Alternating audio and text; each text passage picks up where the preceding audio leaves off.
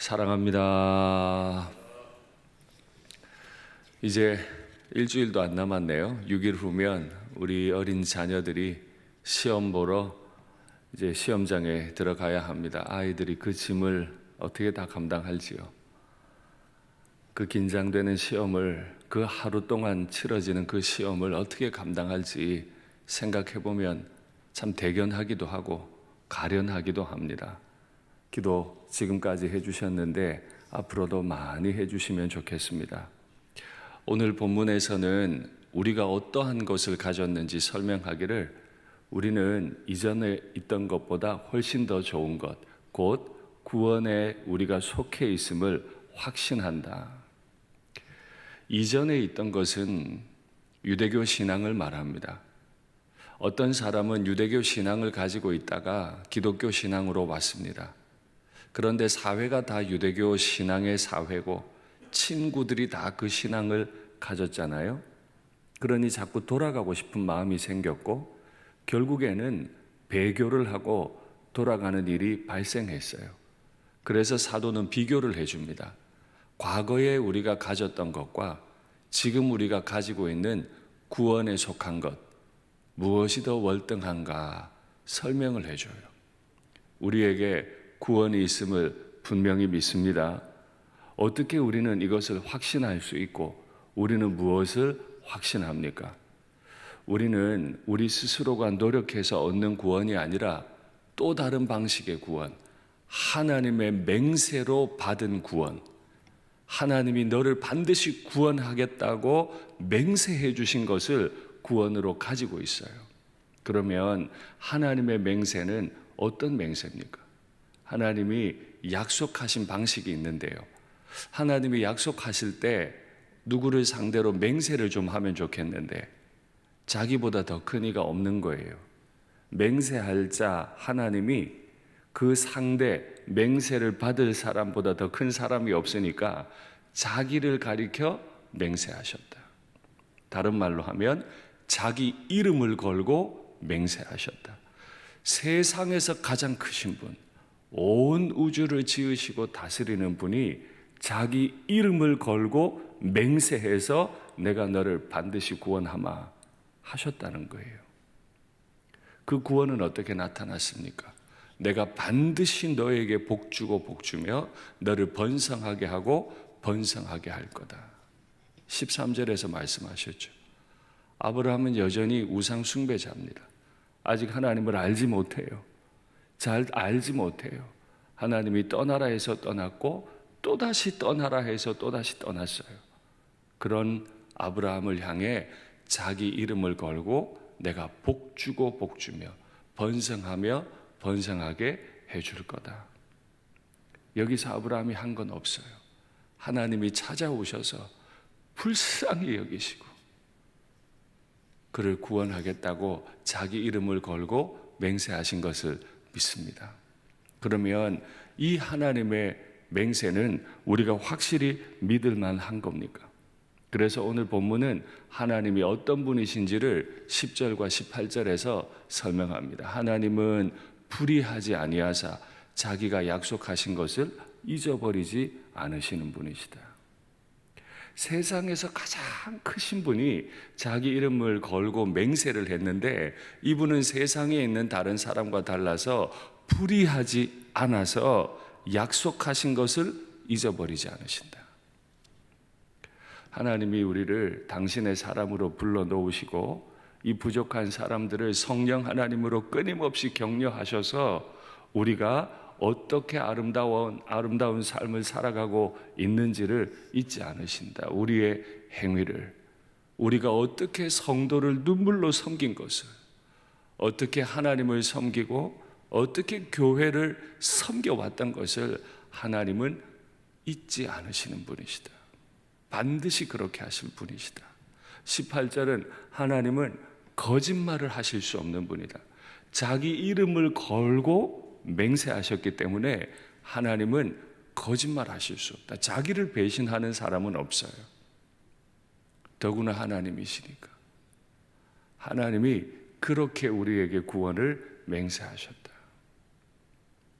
하나님의 맹세로 우리가 그 구원을 받았습니다. 이런 구원을 받은 사람들, 하나님의 이름을 건 맹세, 잊어버리지 아니하시는 하나님, 거짓말하지 아니하시는 하나님으로부터 맹세받은 구원을 얻은 사람들, 그들에게 사도가 기대하는 게 하나 있어요. 너희 각 성도가 동일한 부지런함을 좀 내면 좋겠다. 어떤 사람은 열심히 하고 어떤 사람은 뒤에 처져 있고 방관하고 그러지 않으면 좋겠어. 동일한 부지런함을 내지 않으면 결국 부지런함을 내지 않는 저 뒤에 있는 어떤 사람들은 또다시 고달프고 힘드니까 배교하게 될 거거든요. 여러분, 한 가지 더 여쭙고 싶습니다. 영혼이 안전하십니까? 우리 자녀들의 영혼은 안전합니까? 그 어떤 순간에도 하나님에 대해 열심을 낼 수 있는 자녀들입니까? 하나님은 우리를 버리지 않으실 텐데 우리가 자꾸 하나님을 버려요. 하나님의 은혜의 자리에 있지 않고 자꾸 떠나요. 그래서 배교를 해요. 실제로 교회 안에 교회를 떠나는 분들이 계신가요? 계시지 않나요? 우리 자녀들 가운데 부모님은 나오는데 안 나오는 자녀들, 어릴 때는 교회 나왔는데 커서는 안 나오는 자녀들 있나요? 없나요? 있어요. 그러면 부모들이 해야 할 일은 어떤 순간에도 하나님은 널 잊지 않으신다. 어떤 순간에도 하나님은 거짓말하지 않으신다. 이 신앙을 어릴 때부터 가르쳐서 자녀들이 하나님을 꼭 붙들 수 있어야 될 텐데, 당신의 이름을 걸고 맹세하신 그 구원을 감사할 수 있는 자녀로 길러내야 될 텐데 우리 애들 다른 데 너무 바빠. 하나님에 대한 부지런함보다 다른 일에 너무 바빠. 우리 아이들 하나님을 향한 동일한 부지런함을 낼 수 있으면 좋겠습니다. 여러 가지 형편상 소그룹을 못하는 어른들도 계시죠. 그럴 수 있습니다. 소그룹이 능사는 아니니까요. 그러나 다른 데 열심이 있다면 소그룹에도 또 열심을 내셔서 그 소그룹 안에서 빚어지시면 좋겠어요. 나만 가지고 있는 독특한 신앙이 아니라 다른 사람들과 함께 하면서 빚어지고 깨어지고 다듬어지는, 그래서 둥글둥글 연합해가는, 내 힘이 아니라 나를 위해 기도해주고 동력해주는 분들의 힘을 가지고 살아가는 그런 동일한 부지런함이 우리에게 있으면 좋겠습니다. 우리에게도 언젠가 믿음의 선배들이 있었죠. 그 선배들처럼 우리도 그 모범을 열심히 따라가는 열심을 내면 좋겠어요. 이렇게 우리에게 자신의 이름으로 구원을 맹세하신 그 하나님 앞에서 동일한 부지런함을 내고 또 우리 자신이 모범적인 삶을 살려고 애를 쓰는 성도들에게 하나님의 말씀은 약속으로 임합니다. 18절, 19절, 20절입니다. 영혼의 안식처가 되어주신대요. 피난처를 찾는 자들에게 위로가 되어주신대요. 우리 아이들이 이번에 시험 잘 보고 좋은 대학 가기를 진심으로 원합니다. 저희 집에도 이번에 시험 보는 아이가 있으니 그 부모 마음이 저에겐 늘 없겠습니까? 그러나 그 시험 잘 본 것이 이 아이에게 안식입니까? 아니요. 그렇지는 않습니다. 시험 잘 봐서 좋은 학교 가고 남들을 부러워할 만한 직장 생활 하면 안정이 될 수 있겠습니다. 그렇습니다.